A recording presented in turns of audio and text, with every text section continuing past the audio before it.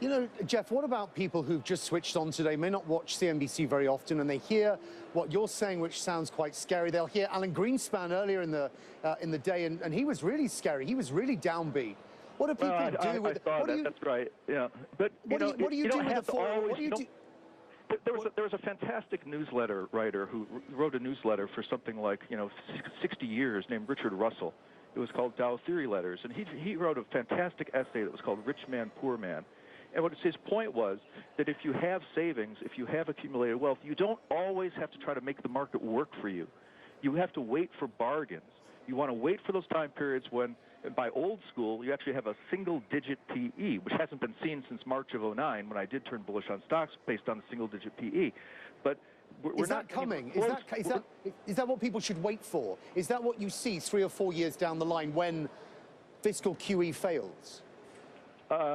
I'm not sure if fiscal QE will fail exactly. It'll work for a while, and then it'll ultimately, I think, will lead to an inflationary situation where equities will be a good way to protect yourself from inflation, ultimately from lower levels. But I think you're supposed to wait for bargains. You make 80% of your money 20% of the time. And what's really important in investing is patience. Not always trying to make every single day a profitable day. Sometimes it's okay just to make a few percent in safe investments.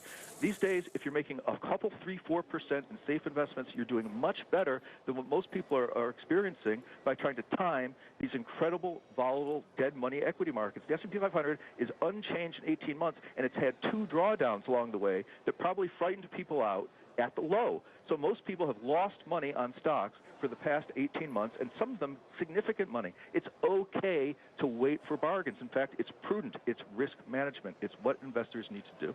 Okay, so Jeff, we covered a lot of territory in this interview, but I want to sort of bottom line this with you, and that is you see the values in the market being in gold, gold miners, high-quality bonds, and perhaps cash?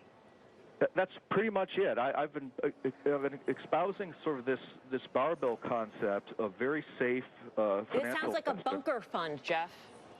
No, it's just making money slowly, gradually, and sleeping at night. It's fine. You don't have to be out there making speculative bets on Tesla all the time. It's okay to make money slowly. You know, the markets, they take the stairs up and the elevator down, and it's important not to be in the elevator. All right, I got to ask you about your ETF, Jeff. The total return